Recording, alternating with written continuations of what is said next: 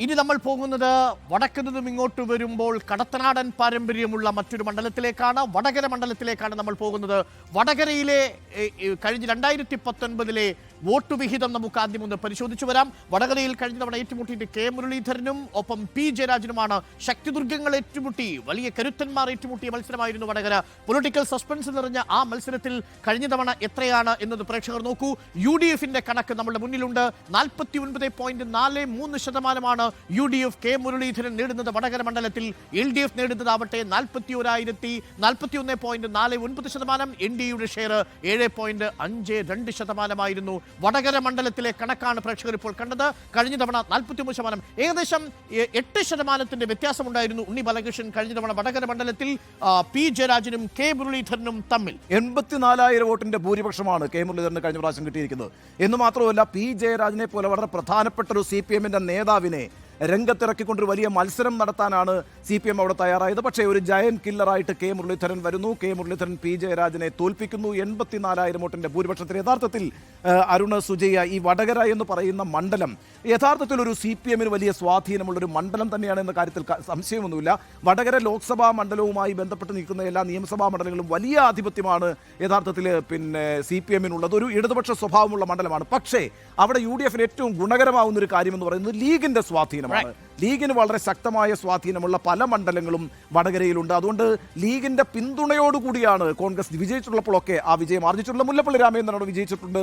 അതുപോലെ തന്നെ കെ മുരളീധരൻ ഇപ്പോൾ വിജയിച്ചിരിക്കുന്നു. സ്വാഭാവികമായും പോരാട്ടം നടക്കുന്ന ഒരു മണ്ഡലമാണ്.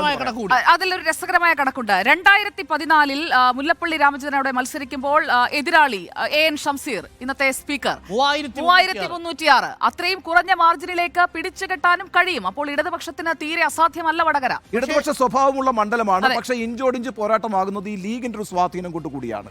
അപ്പൊ ആ അർത്ഥത്തിൽ കാൻഡിഡേറ്റ് മാറ്റേഴ്സ് എന്നുള്ളത് വളരെ പ്രധാനമാണ്. അതായത് മുല്ലപ്പള്ളി രാമചന്ദ്രനിൽ നിന്ന് കെ മുരളീധരനിലേക്ക് എത്തുമ്പോഴേക്കും ഭൂരിപക്ഷം 3000-ൽ നിന്ന് 10,000-ലേക്ക് വർദ്ധിക്കുന്നു എന്ന കണക്കും നമ്മുടെ മുന്നിലുണ്ട്. ഷംസീറിൽ നിന്ന് പി ജയരാജനിലേക്ക് എത്തുമ്പോൾ ഇടതുമുന്നണിക്ക് ഭൂരിപക്ഷം കുറയുന്നു എന്നുള്ളതാണ് കണക്കുകൾ സൂചിപ്പിക്കുന്നത്. ഇനി നമ്മുടെ മുന്നിൽ വടകരയിലെ സ്ഥാനാർത്ഥികൾ ആരായിരിക്കും, UDFന്റെ സ്ഥാനാർത്ഥികൾ ആരായിരിക്കും എന്ന് നമുക്കൊന്ന് പരിശോധിച്ചു വരാം. വടകരയിൽ തീർച്ചയായും കെ മുരളീധരന് തന്നെയാണ് ഏറ്റവും സാധ്യതയുള്ളത്. ഒറ്റ പേര് മാത്രമാണ് ഇപ്പോഴും വടകരയിൽ കേൾക്കുന്നത്. UDF സ്ഥാനാർത്ഥി കെ മുരളീധരൻ സിറ്റിംഗ് MP തന്നെ തുടരും എന്നതാണ്. എന്നാൽ സസ്പെൻസ് നിറച്ചു വെച്ചിരിക്കുന്നത് ആരായിരിക്കും LDF സ്ഥാനാർത്ഥി എന്നതിലാണ്. LDF സ്ഥാനാർത്ഥിയായി 2 പേരുടെ പേരുകൾ ഇപ്പോൾ ചർച്ച ചെയ്യപ്പെടുന്നു എന്നാണ് നമ്മൾ മനസ്സിലാക്കുന്നത്. ആ 2 പേരുടെ പേരുകളിൽ ഒന്ന് KK ശൈലജ, 2 TP ബിനീഷ്. ഒന്ന് യുവാക്കളുടെ പ്രതിനിധിയായി TP ബിനീഷും KK ശൈലജ ടീച്ചർ, കേരളത്തിലെ ഏറ്റവും പോപ്പുലറായ ആരോഗ്യവകുപ്പ് മന്ത്രി, മുൻ ആരോഗ്യവകുപ്പ് മന്ത്രി വടകരയിലേക്ക് ഇറങ്ങുമോ എന്നതാണ് ചോദ്യം. ഉണ്ണി ബാലകൃഷ്ണൻ, ഈ KK ശൈലജയെ സംബന്ധിച്ചിടത്തോളം കണ്ണൂരും ഒരു ഓപ്ഷനായിട്ട് വരുന്നുണ്ട്. അതിനകത്തൊരു പ്രധാനപ്പെട്ട കാരണം എന്ന് വെച്ചാൽ KK ശൈലജയുടെ മണ്ഡലം എന്ന് പറയുന്നത് മട്ടന്നൂരാണ്. മട്ടന്നൂർ കണ്ണൂർ ലോക്സഭാ മണ്ഡലത്തിൽപ്പെടുന്ന ഒരു മണ്ഡലമാണ്. എന്ന് മാത്രവുമല്ല, കഴിഞ്ഞ നിയമസഭാ തെരഞ്ഞെടുപ്പിൽ ഏറ്റവും റെക്കോർഡ് ഭൂരിപക്ഷം 60,000-ലേറെ വോട്ടുകൾ സമാഹരിച്ച് വിജയിച്ചു വന്ന സ്ഥാനാർത്ഥിയാണ്. കേരളത്തിൽ ഏറ്റവും ഭൂരിപക്ഷം നേടിയ സ്ഥാനാർത്ഥിയാണ് KK ശൈലജ. അതുകൊണ്ട് ശൈലജയുടെ മണ്ഡലം കൂടി ഉൾപ്പെടുന്ന കണ്ണൂരാണ് ഒരു സാധ്യതയായിട്ട് ഞാൻ കാണുന്നത്. അതേസമയം TP ബിനീഷിലേക്ക് വന്നാൽ ONGM ഏരിയ കമ്മിറ്റി സെക്രട്ടറിയാണ്. എന്ന് മാത്രവുമല്ല, ഈ TP ചന്ദ്രശേഖരൻ വധത്തിന് ശേഷം CPMന് അവിടെ ഉണ്ടായ വലിയ ചോർച്ചയുണ്ട്. ആ ചോർച്ചയെ ചെറുത്തു നിൽക്കുന്നതിന് വേണ്ടിയിട്ട് രംഗത്തിറങ്ങി ഏറെ പ്രവർത്തിച്ചിട്ടുള്ള ആൾ എന്നുള്ള നിലയ്ക്കും ആ മേഖലയിൽ വടകര മണ്ഡലത്തിൽ സ്വാഭാവികമായ ഒരു യുവാവ് എന്നുള്ള നിലയ്ക്കും വലിയ അംഗീകാരമുള്ള ഒരു ഇടതുപക്ഷ പ്രവർത്തകനാണ്, CPM പ്രവർത്തകനാണ് ബിനീഷ്.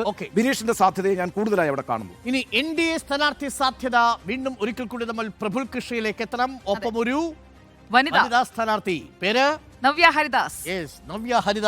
നവ്യ ഹരിദാസും പ്രഫുൽ കൃഷ്ണയുടെയും പേരാണ് NDA സ്ഥാനാർത്ഥികളായി പരിഗണിക്കപ്പെടുന്നത്. ഈ ഘട്ടത്തിൽ ഒരു കണക്ക് കൂടിയുണ്ട്. കഴിഞ്ഞ തവണ ഷംസീർ മത്സരിക്കുന്നതിൻ്റെ സമയത്ത് 2014 ഷംസീർ മത്സരിക്കുമ്പോൾ ഉണ്ടായിരുന്നതിനേക്കാൾ എങ്ങനെയാണ് ഭൂരിപക്ഷം കൂട്ടിയത് CPM എന്നുള്ളത്, അതായത് അവരുടെ വോട്ട് നില കൂട്ടിയത് എന്നുള്ള കണക്കിലും ഒരു വ്യത്യാസമുണ്ട്. കഴിഞ്ഞ തവണ 2014 AN ഷംസീർ 4,13,000 വോട്ട് പിടിക്കുമ്പോൾ പി ജയരാജൻ 4,42,000 വോട്ടുകളെ പിടിക്കുന്നുള്ളൂ എന്നതാണ് പ്രധാനപ്പെട്ട കാര്യം. എന്ന് പറഞ്ഞാൽ വർധനമുണ്ടാവുന്നത് കേവലം 29,000 വോട്ടിന്റെ വ്യത്യാസം. ഷംസീറിൽ നിന്ന് പി ജയരാജനിലേക്ക് എത്തുമ്പോൾ 29,000 വോട്ടിന്റെ വ്യത്യാസം. എന്നാൽ മുല്ലപ്പള്ളി രാമചന്ദ്രനിൽ നിന്ന് കെ മുരളീധരനിലേക്ക് എത്തുമ്പോൾ 1.25 ലക്ഷം വോട്ടിന്റെ വ്യത്യാസം ഉണ്ടാവുന്നു. വളരെ പ്രധാനപ്പെട്ട കണക്കാണ്, ബിഗ് ലീപ്പാണ്. നമുക്കൊപ്പം വടകരയിലെ കണക്കുകളും സാധ്യതകളും പറയാൻ വേണ്ടി നമുക്കൊപ്പം VS രഞ്ജിത്താണുള്ളത്. VS രഞ്ജിത്ത്, പൊടിപാറുന്ന മത്സരമായിരിക്കും KK Shailaja versus K Muraleedharan versus Praful കൃഷ്ണയാണെങ്കിൽ അല്ലേ?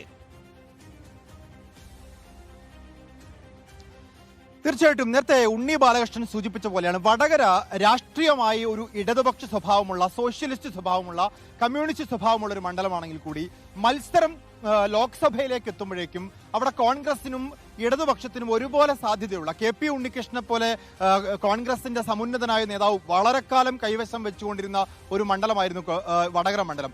അതിനുശേഷം വന്നപ്പോഴേക്കും പി സതീദേവി വന്നു, AK പ്രേമജം വന്നു. പി സതീദേവിയൊക്കെ MT പത്മിയോട് വളരെ വലിയ ഭൂരിപക്ഷത്തിനാണ് ജയിച്ചു കയറുന്നത്. അതുപോലെ പ്രേമജം, AK പ്രേമജം കോഴിക്കോട് മേയറായിരുന്ന ആളാണ്. പ്രേമജം സുരേഷ് ബാബുവിനോട് ജയിച്ചു കയറുന്നതും നല്ല ഭൂരിപക്ഷത്തിലാണ്. അതിനുശേഷം മുല്ലപ്പള്ളിയിലേക്ക് എത്തുമ്പോഴേക്കും മുല്ലപ്പള്ളി ഷംസീറിനെ വളരെ കുറഞ്ഞ ഭൂരിപക്ഷത്തിനാണെങ്കിലും മുല്ലപ്പള്ളി വടകര പിടിച്ചെടുക്കുകയാണ്. അതിനുശേഷം മുല്ലപ്പള്ളി നല്ല ഭൂരിപക്ഷത്തിലേക്ക് വരികയും ചെയ്തു. ഏതായാലും കെ മുരളീധരൻ വന്നതോടുകൂടി UDFന്റെ ഒരു ഗ്ലാമർ സ്ഥാനാർത്ഥിയായി. UDFനെ സംബന്ധിച്ചിടത്തോളം ആർക്കും തടുക്കാനാവാത്ത, അല്ലെങ്കിൽ നല്ല പ്രതിച്ഛായയുള്ള അവിടുത്തെ സ്ത്രീ വോട്ടർമാരെ, അവിടുത്തെ സോഷ്യലിസ്റ്റ് വോട്ടർമാരെ, അവിടുത്തെ മതേതര വോട്ടർമാരെ, അല്ലെങ്കിൽ അവിടുത്തെ ലീഗ് വോട്ടർമാരെ ഒക്കെ സ്വാധീനിക്കാൻ സാധിക്കുന്ന ഒരു നേതാവിനെ മത്സരിപ്പിച്ചു എന്ന ആത്മവിശ്വാസം കെ മുരളീധരൻ വന്നപ്പോഴേക്കും ഉണ്ടായിരുന്നു.